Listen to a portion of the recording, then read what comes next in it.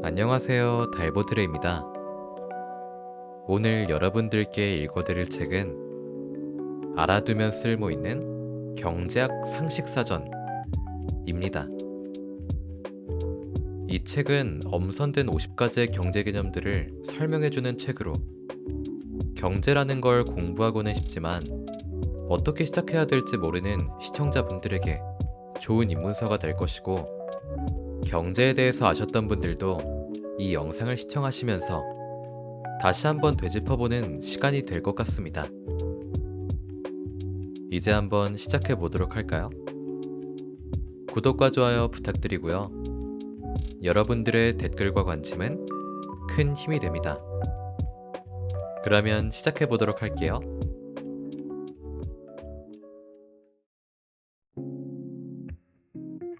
알아두면 쓸모 있는 경제학 상식사전.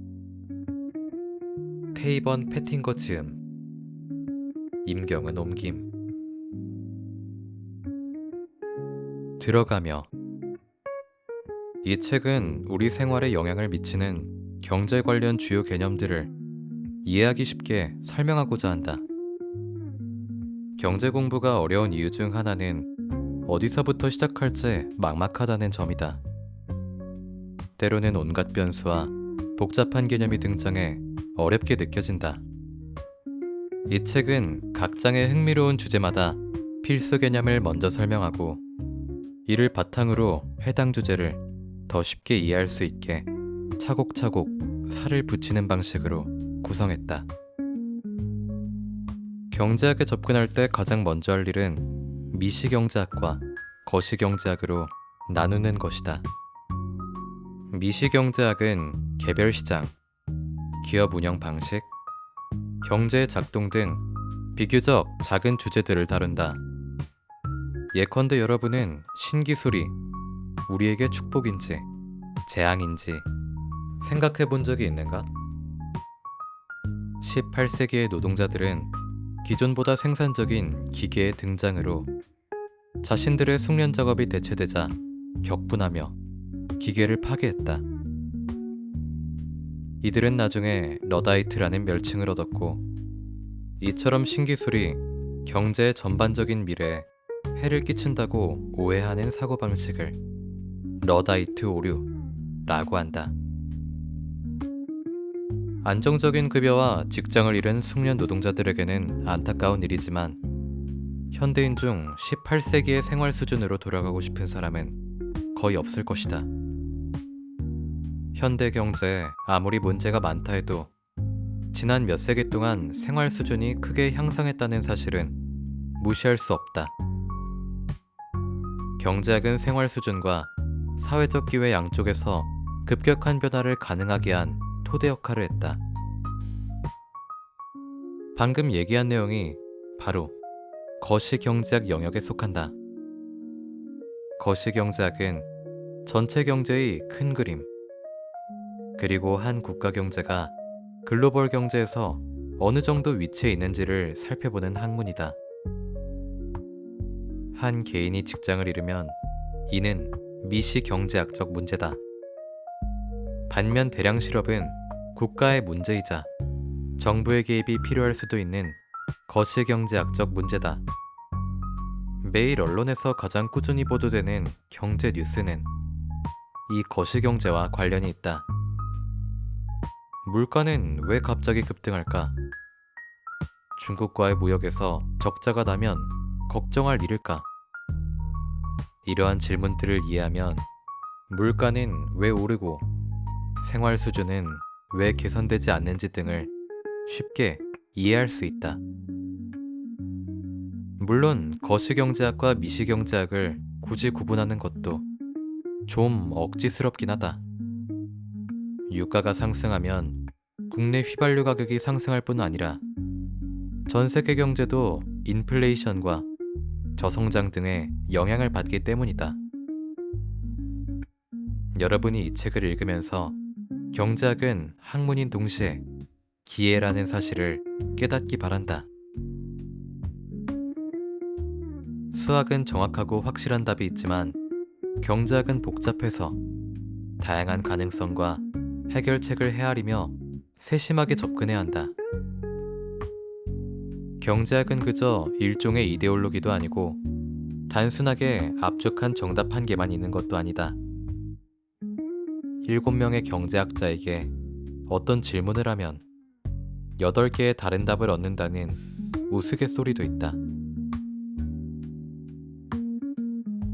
실망스럽겠지만 그것이 경제학이 정말 재미있는 이유이기도 하다. 예컨대 앞으로 논의할 러다이트 오류의 사례에서 우리가 여전히 신기술의 급속한 발전을 경계하는 게 무리가 아닌 이유를 살펴볼 것이다. 모쪼록 우리 삶의 활동 무대인 경제에 대해 더욱 폭넓은 이해와 관점을 얻고 싶은 분들에게 이 책이 등대가 되길 바란다.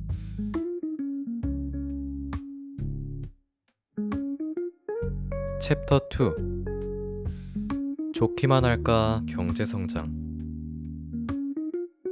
경제성장은 한 국가의 경제의 가치와 규모가 증가하는 것이다. 바꿔 말하면 국민 총소득과 국민 총생산을 의미한다. 모든 조건이 동일하다면 경제성장은 사람들의 생활 수준을 높여 경제적으로 더 잘 살게 해준다. 특히 빈곤이 만연하고 생활 수준이 낮은 개발도상국으로서는 여러 면에서 환골탈퇴할 기회가 된다. 지난 40년 동안 경제성장은 세계의 절대 빈곤을 감소시킨 핵심 요인이었다. 경제성장은 생산량과 소득이 늘어나는 과정이므로 20세기에 그리고 현재까지도 흔히 경제정책의 성배처럼 숭상되었다. 그러나 환경 문제가 불거지면서 사람들은 앞으로 계속 성장을 추구해도 괜찮은지 점점 고개를 갸웃거리고 있다. 한편으로는 여전히 성장의 편익이 비용보다 더 크다고 주장하는 사람도 있다. 경제 성장의 문제를 살펴보기 전에 먼저 19세기 생활 수준으로 돌아가고 싶은 사람은 거의 없다는 점을 염두에 두자. 19세기는 기대 수명이 현재의 절반 수준이었고 주거 환경이 열악했으며 영양실조와 빈곤에 시달리는 노동자가 많았다.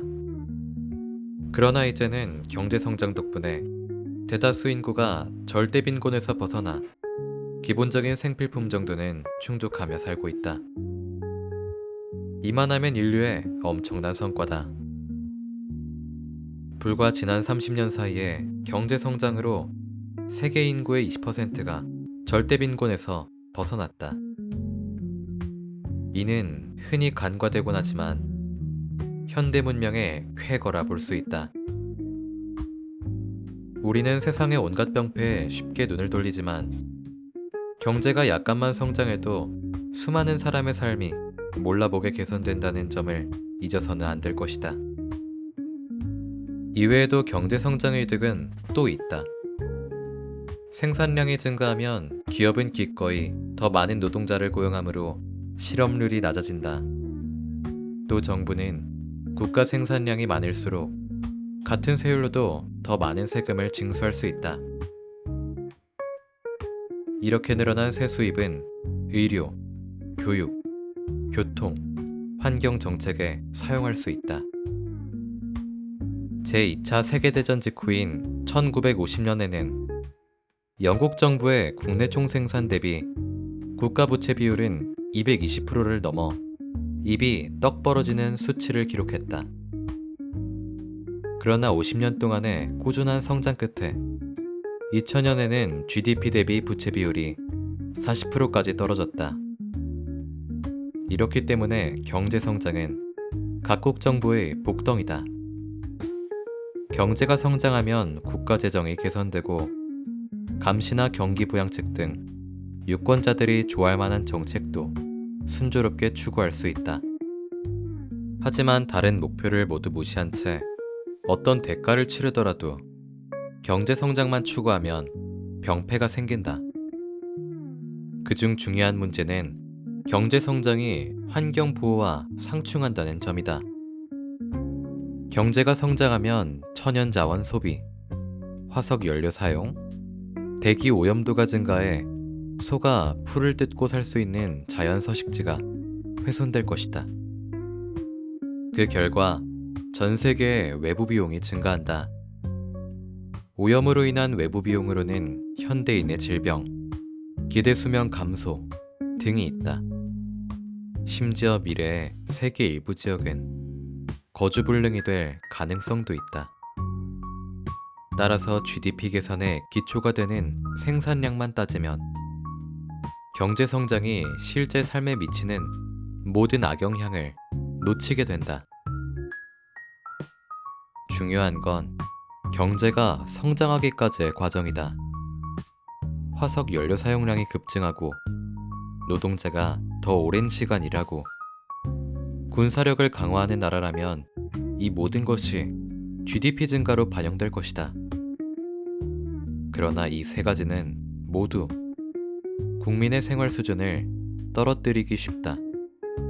즉, 환경은 더 오염되고 여가는 줄어들고 무기는 말 그대로 살상을 목적으로 제조되었기 때문이다. 그러나 완전히 다른 방식으로 경제 성장을 달성하는 방법도 있다. 기존의 화력발전소 대신 효율적인 태양광 발전소를 설립해 더 많은 전력을 생산한다고 가정하자. 그러면 GDP가 증가할 뿐 아니라 더 저렴하고 깨끗한 전기 덕에 생활 수준도 향상될 것이다. 마찬가지로 효율적인 신기술이 개발되면 노동 생산성이 더 높아질 것이다. 자동화와 인공지능이 발전하면 같은 양의 제품을 더 적은 인력으로 생산할 수 있다. 그 결과 이론적으로는 임금도 오르고 여가도 풍부해진다. 저개발국에서는 경제 성장이 생활 수준을 한결 향상할 가능성이 크지만 선진국일수록 경제적인 성장은 한계 효용 체감의 법칙을 따른다. 이를테면 대부분의 사람에게는 소득이 연간 1000파운드만 늘어도 엄청난 변화를 체감할 것이다. 그러나 소득이 100만 파운드에서 100만, 1000만 파운드로 늘어난 백만장자에게는 똑같은 액수가 늘었지만 별 감흥이 없을 것이다. 경제 성장만으로는 생활 수준을 온전히 측정할 수 없다. 대신 한 국가의 생존 수준을 평가하려면 경제 후생 지표와 인간 행복 지수 같은 별도의 척도를 눈여겨볼 필요가 있다. 그중 대개 경제 성장률이 기본으로 쓰이지만 기대 수명, 교육 수준, 환경 오염 등 그 외 측정 가능한 요소도 포함할 수 있겠다. 경제 성장의 주된 동력 두 가지는 수요 증가, 지출 및 투자 증가와 생산량 증가, 산출물 증가다. 장기적으로 경제 성장을 결정하는 핵심 요소는 생산력의 향상 속도다. 이는 결국 자원, 토지, 노동, 자본의 양과 이들 자원의 생산성에 따라 달라진다. 예컨대 어떤 작업이든 수작업으로 하기보다 기계를 사용하는 편이 훨씬 효율적이었다. 전기의 보급은 노동 생산성을 크게 향상했다. 그리고 노동자 한 사람당 상품 생산량이 늘어나면 전체 경제에서 상품 생산량도 늘어난다. 또한 노동자의 생산성이 높아지면 기업은 더 많거나 질 좋은 상품을 판매해 많은 수익을 거둔다. 그러면 직원에게 임금을 올려줄 수 있다. 노동자의 임금이 오르면 시장의 상품 수요도 증가한다. 20세기 초에 조립 라인이 도입된 것이 좋은 예다. 원래 자동차는 수작업으로 제작되어 매우 비쌌고 부자들의 전유물이었다. 그러나 헨리 포드가 분업과 조립 라인을 도입해 자동차를 대량 생산하면서 효율성을 극적으로 높였다. 포드는 자동차를 훨씬 저렴하게 판매하기 시작했다. 그 결과 자동차 수요가 급증했다. 또한 포드는 노동자의 임금을 대폭 인상했다. 실제로 자동차 제조 노동자도 이제 자신이 생산한 자동차를 직접 구입할 여력이 생겼다.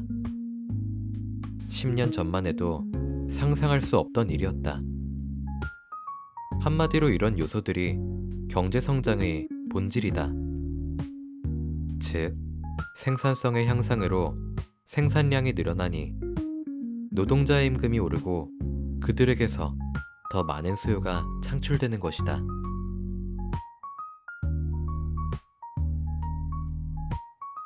챕터 3. 알 수 없어 흥미로운 경제 성장의 한계. 우리는 고성장을 이상으로 여기는 데 익숙해졌고, 흔히 정치인들도 성장을 그 어떤 목표보다 중시한다. 그러나 갈수록 우리는 여기까지가 끝이 아닌가 하는 의심이 든다. 1798년에 인구론을 쓴 토머스 멜서머는 식량 공급량을 늘려봤자 굶주릴 인구는 더 빨리 늘어나므로 식량난을 극복할 수 없다고 경고했다. 이런 이유는 그는 1인당 국민소득이 증가하기 어렵다고 보았다. 다행히도 멜서스의 암울한 예측은 틀린 것으로 판명되었다. 식량 생산량이 증가한 이유는 경작지가 늘어서가 아니라 생산성이 향상하고 기술이 발전한 덕이었다. 멜서스가 예견한 성장의 한계는 일어나지 않았다. 생산성과 농업기술의 향상으로 인구도 1인당 국민소득도 모두 증가했다. 그러나 멜서스 이론을 차치하더라도 21세기 들어 점점 경제 성장의 한계가 뚜렷해지는 건 사실이다. 먼저 우리가 당연히 여겨왔던 물과 농지 등 기본 자원에 대한 접근성이 우려된다. 지구온난화, 소홀한 환경관리, 인구 증가로 인해 사하라 이남 아프리카에 비롯한 전 세계의 넓은 지역이 사막화되고 있다. 이는 미래의 경제 성장은 물론 특정 공동체의 생존 가능성까지 위협할 것이다. 국제연합은 깨끗한 식수에 대한 접근성이 전 세계 미래 세대에 큰 걱정거리가 될 수 있다고 경고한다. 기후변화로 일상적 농업 활동이 어려워지면 전 세계 식량 생산량이 감소해 우리 경제 기반이 흔들릴 수 있다. 멜서스 이론은 19세기 기술 발전이 생산성을 쉽게 높였다는 점에서 명백한 오류로 입증되었다. 그러나 기술 혁신은 수학 체감의 법칙이 작용한다. 예컨대 비료를 적당히 사용하면 수확량을 크게 늘릴 수 있지만 어느 정도를 넘어가면 오히려 수확량을 감소시킨다. 또한 기술은 장기적으로 의도하지 않은 결과를 초래하기도 한다. 예를 들어 살충제를 사용하면 당장은 작물 수확량을 늘릴 수 있다. 그러나 살충제는 장기적으로 곤충 개체수를 줄인다는 비난도 받아왔다. 그리고 꿀벌 등 수분 매개 곤충의 수가 한계점 이하로 줄어들면 작물 수분이 충분히 채워지지 않아 식량 생산이 위협받을 수 있다. 한편 경제 성장과 환경 보호의 공존 가능성에 낙관적인 경제학자들도 있다. 환경 쿠츠네츠 곡선은 처음에 경제 성장이 환경 오염과 손상을 가중한다고 인정한다. 그러나 경제가 특정 소득 수준만큼 발전하면 환경을 개선하고 장기적으로 지속 가능한 정책에 더 많은 자원을 투자할 수 있다. 예컨대 산업화 초기에 경제 성장의 원동력이었던 화력 발전은 심각한 대기 오염을 일으켰다. 그러나 제2차 세계대전 이후에는 오염 배출을 제한하고 저오염 에너지원으로 전환할 것을 의무화하는 법률이 곳곳에서 제정되었다. 따라서 오염도를 낮추면서 경제 성장을 이루는 것도 불가능한 일은 아니다.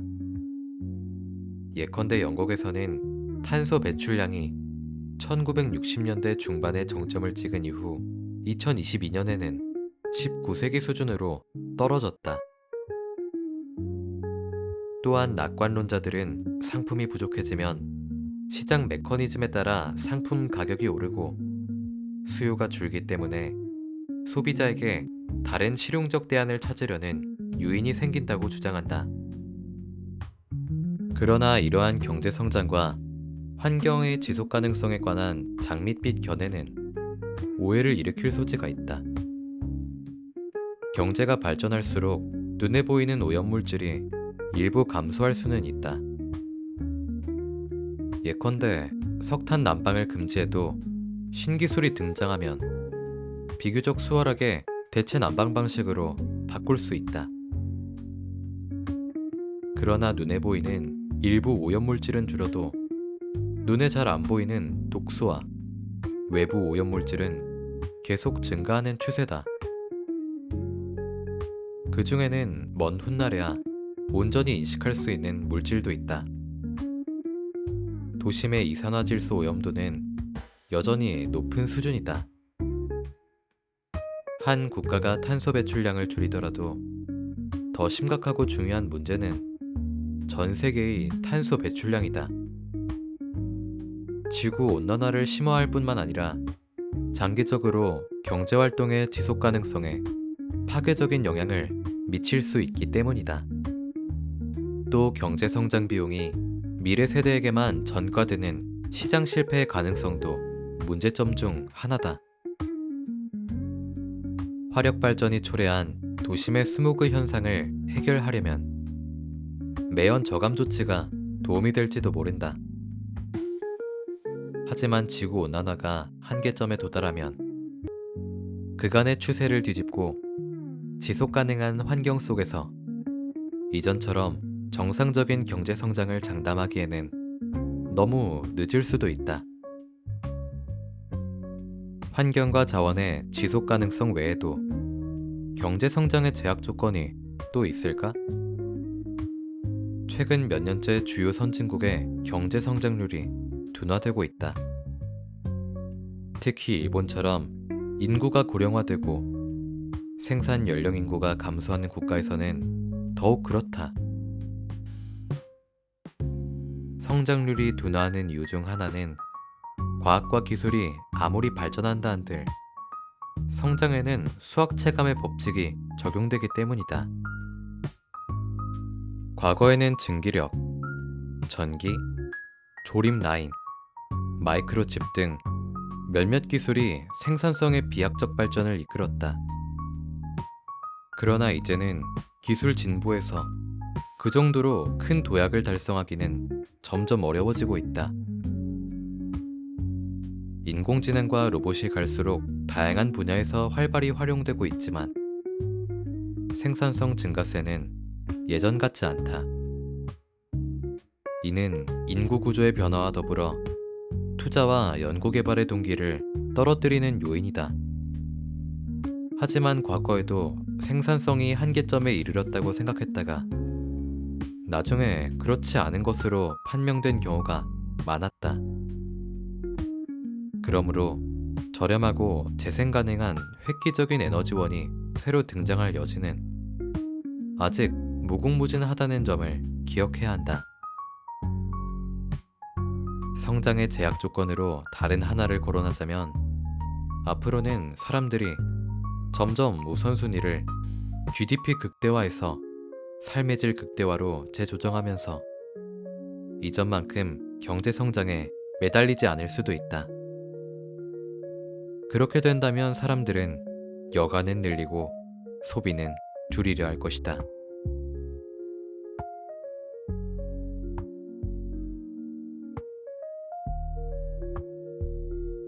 챕터 4.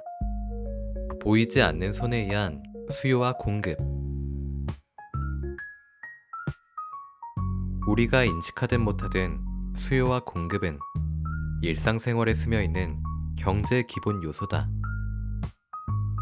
수요와 공급의 힘은 시장의 물건값, 구매하는 물건, 그리고 임금을 결정한다.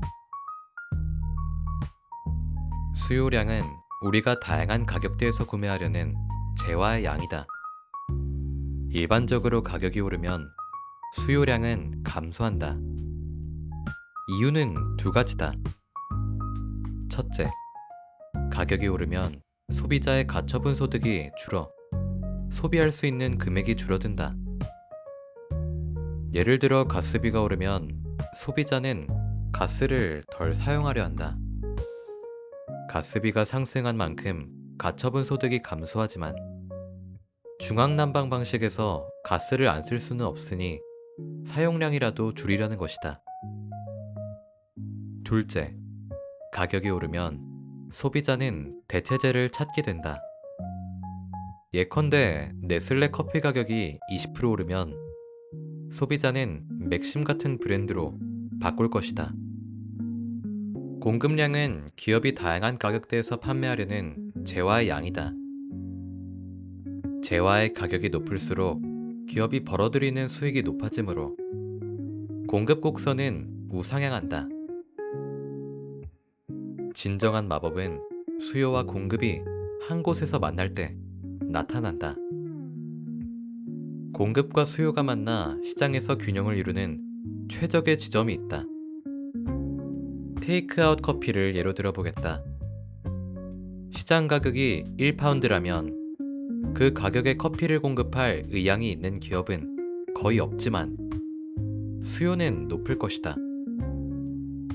언제든 오가다 저렴하게 사 마실 수 있는데 굳이 집에서 커피를 끓여 마실 필요가 있을까? 하지만 이렇게 저렴한 가격이 지속되면 공급이 수요를 못 따라간다. 커피 전문점 수는 제한된 가운데 수요가 공급을 훨씬 능가하니 고객은 커피를 사러 갈 때마다 긴 줄을 보게 될 것이다. 그러나 커피 가격이 가령 3.10파운드까지 오른다면 공급과 수요가 균형을 이뤄 당분간은 가격이 안정적으로 유지될 것이다.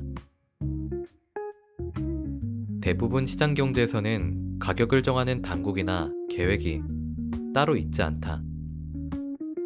가격은 단순히 시장에서 결정되는데 이것이 바로 애덤 스미스가 말한 시장의 보이지 않는 손이라고 한다.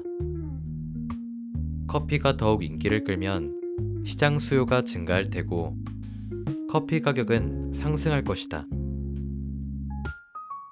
보이지 않는 손이라고 불리는 이유도 아무도 의식적으로 시장 가격을 정하지 않기 때문이다. 아무도 의식적으로 시장 가격을 정하지 않기 때문이다. 개인은 단지 자신의 이익을 추구할 뿐이다. 기업은 이윤 추구의 동기에 따라 움직이는 만큼 가격이 높으면 판매량을 늘리려고 한다. 또 소비자는 구매할 가치가 있다고 생각하는 재화만 구매한다. 경제학의 아버지라고 불리는 스미스는 이렇게 설명했다.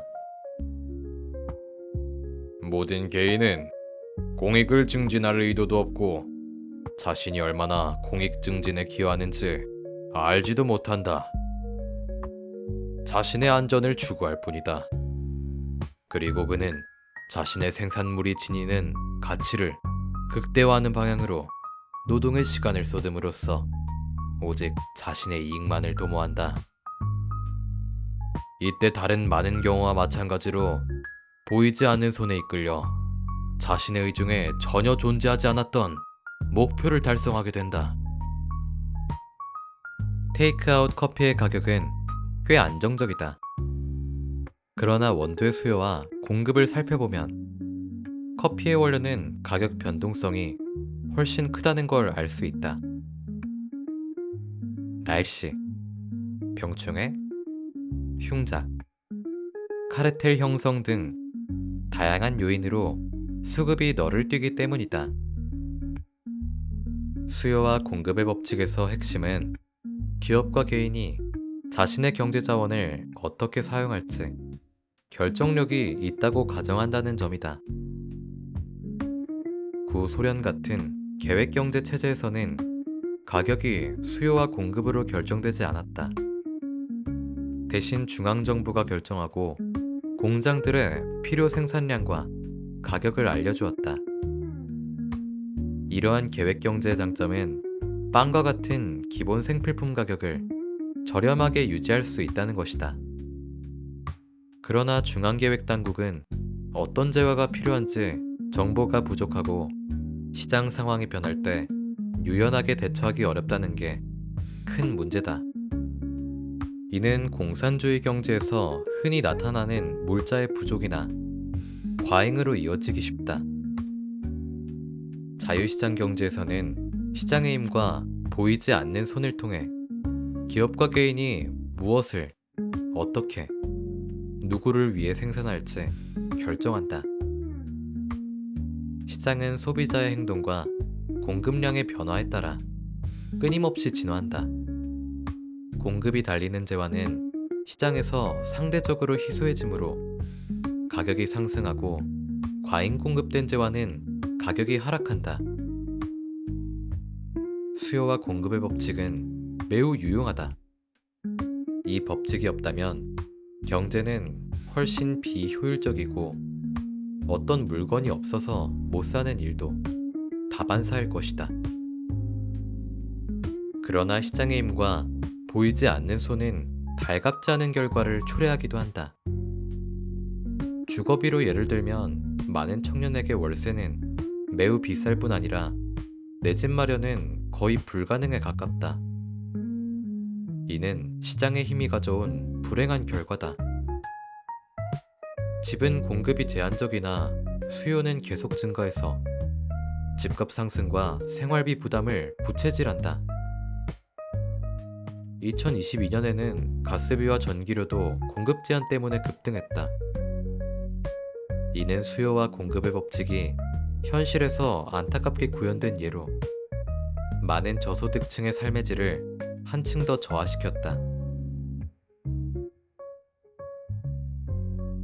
챕터 19 고물가 플러스 고실업 스태그플레이션.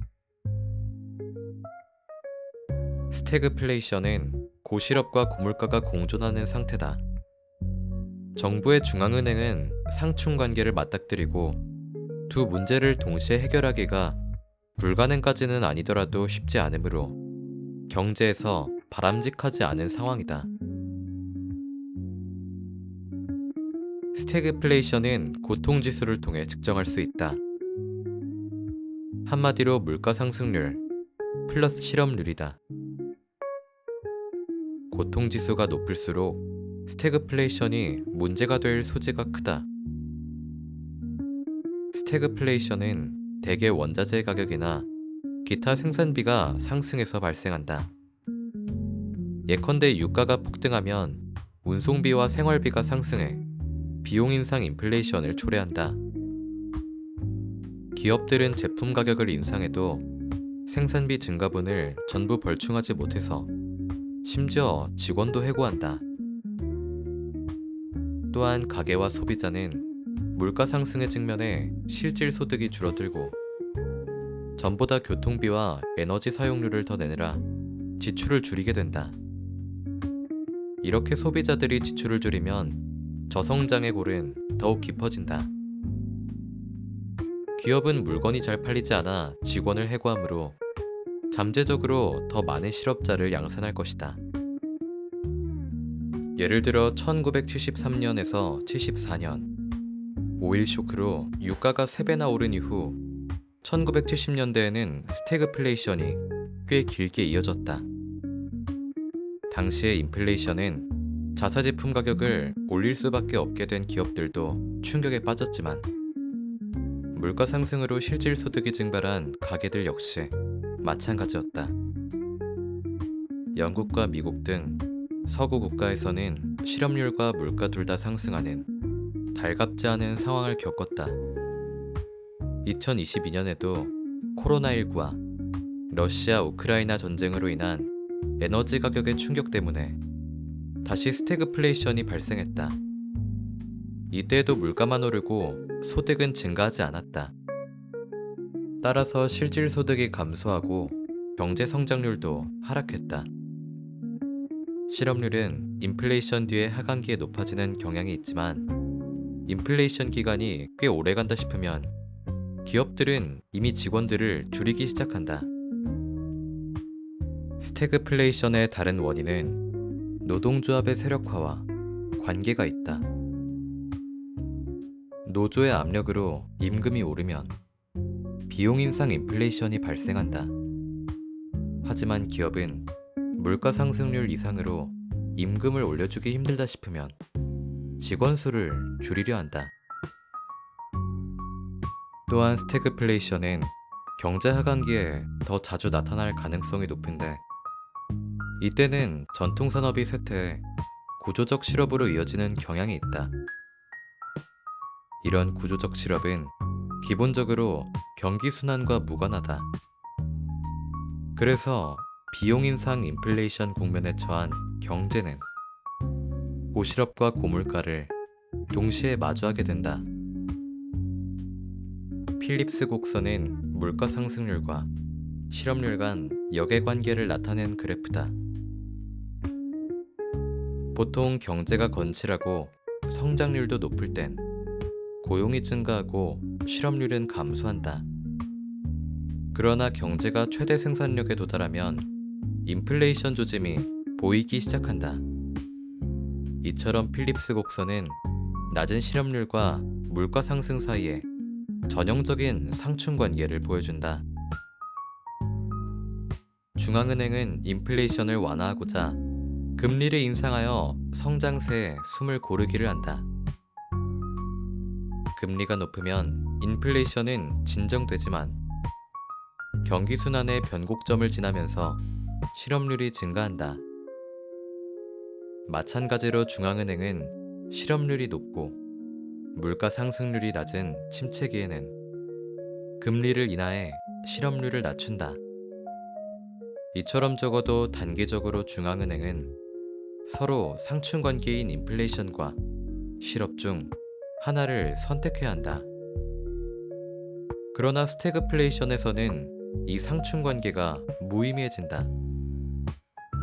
실업률과 물가가 동반 상승하는 상황에서 중앙은행의 통화정책만으로는 문제를 해결할 수 없기 때문이다. 스태그플레이션 상황에서 마법 해결책은 없다. 중앙은행은 인플레이션을 완화하고 단기적으로 높은 실업률을 감수하는 것이 최선의 방법이라 판단할 것이다. 고금리와 긴축 재정 정책은 경제 성장을 둔화시키고 물가를 서서히 낮추기 시작한다. 그러나 비용 인상 인플레이션 압력이 강하고 기대 인플레이션이 높을 때 물가를 억제하고 사람들의 기대 인플레이션을 낮추려면 꽤 깊은 침체기를 감당해야 할 것이다. 이 경우 실업은 훨씬 악화될 테고 집권 정부는 지지도에 큰 타격을 입는다. 1980년대 초 영국과 미국은 둘 다 스태그플레이션과 고인플레이션을 경험했다. 그러나 대처행정부는 심각한 불황을 감수하더라도 주가상 인플레이션 국면이 도래하지 않도록 철벽같이 방어하고자 했다. 영국은 금리를 무려 17%까지 인상하고 정부 부채를 줄이는 동안 실업자가 300만 명에 육박하는 심각한 경제 침체를 경험했다. 옹호자들은 이것이 고인플레이션 악순환을 끝내고 장기적으로 경제 회복에 필요한 조치였다고 주장한다. 반대로 비판자들은 너무 심각한 침체를 유발한 나머지 필요 이상으로 가혹한 대량 실업을 낳았다고 주장한다.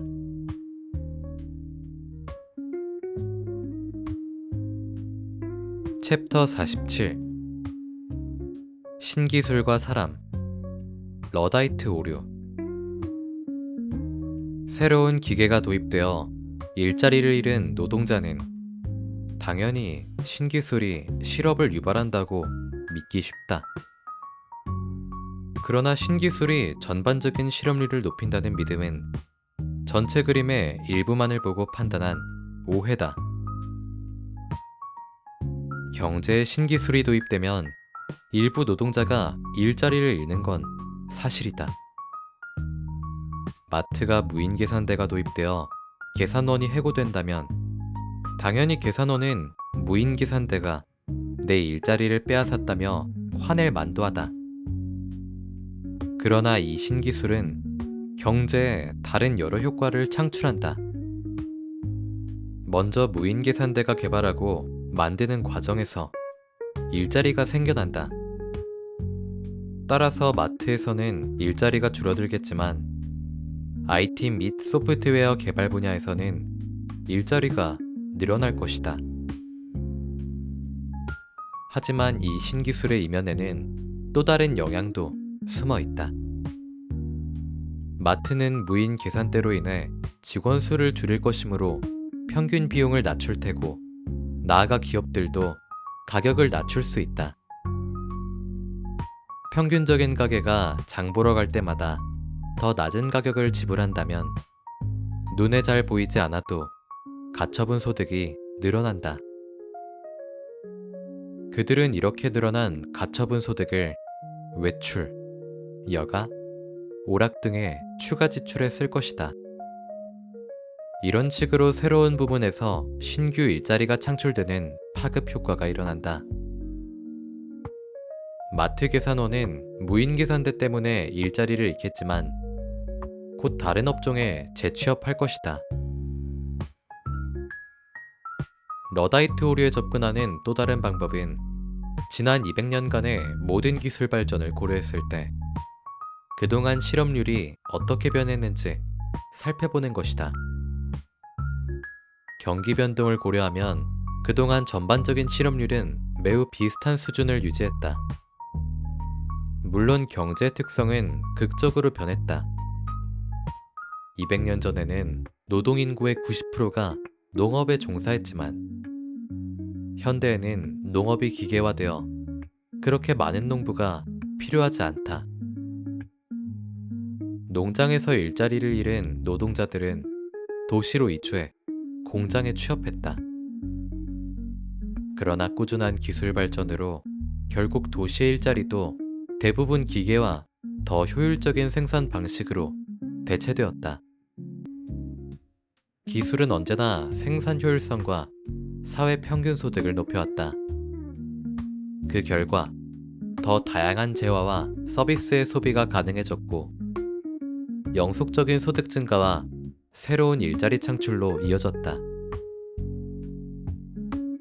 러다이트 오류는 새로운 방적 기계가 전통적인 숙련공 중심의 의류 생산 방식을 대체할 거라고 위협을 느낀 19세기 직물 노동자들에게서 유래한 표현이다.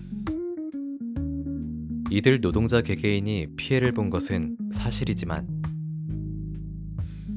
만일 우리가 1800년의 기술 수준에 머물렀다면 오늘날 선택할 수 있는 옷의 품질과 생활 수준은 상당히 조악할 것이다.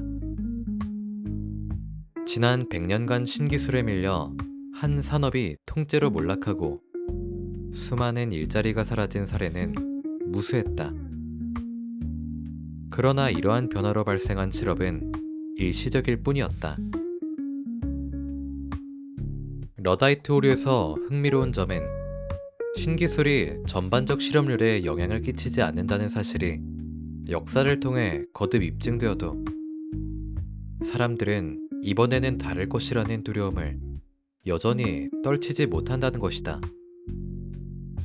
예를 들어 인공지능과 힘센 로봇이 운전사, 간호사, 의사, 회계사 등 이전에는 기술의 영향을 받지 않던 숙련 직종마저 대체할 것이라는 우려가 나온다.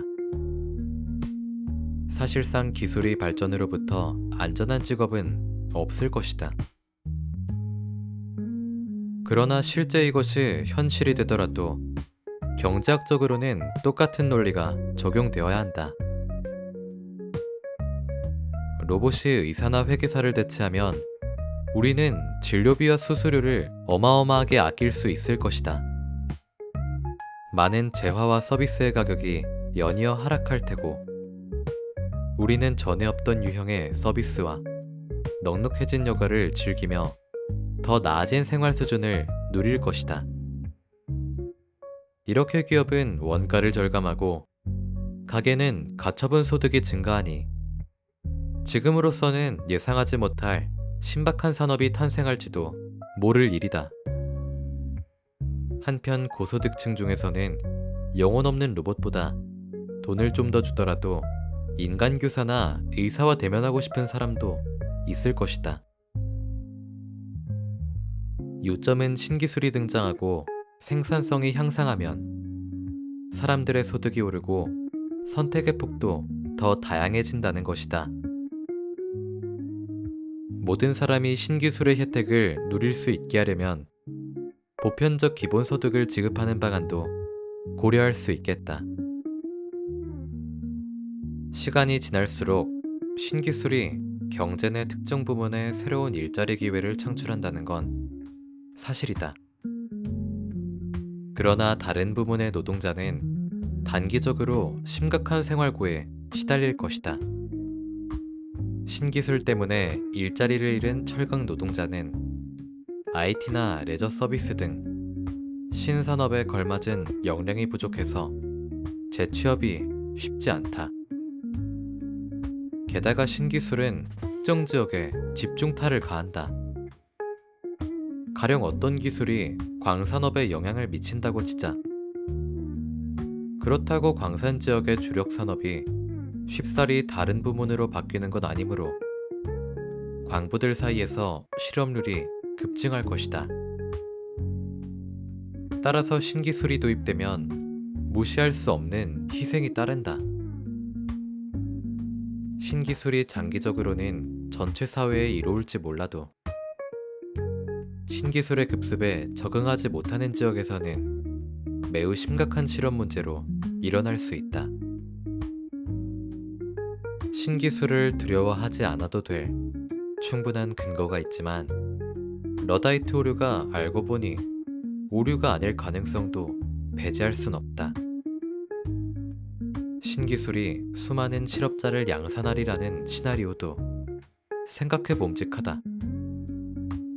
아마존, 애플, 구글, 테슬라 등 거대한 시장 지배력을 자랑하는 소수의 다국적 대기업이 사회 파장을 일으킬 만한 신기술을 개발했다고 가정하자.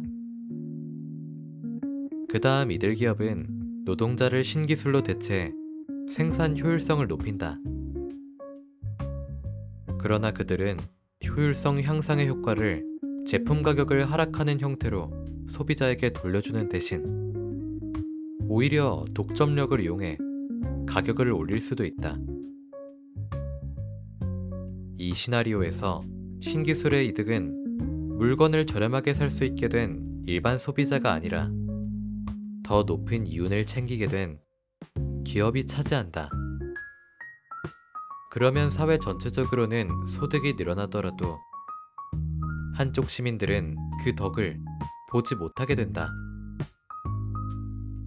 실제로 그들은 안정적 일자리를 인공지능에 빼앗겼거나 물가 상승에 시름을 앓고 있을 것이다. 정부가 법인세를 올려 늘어난 세수를 실업수당 등에 쓰는 방안도 있다. 그러나 기업이 조세 피난처에 이윤을 빼돌리는 한 그들의 돈은 범접 불가다. 따라서 소수의 독점이 지배하고 많은 노동자가 양질의 대체 일자리를 찾지 못하면 전체 실업률은 상승할 것이다.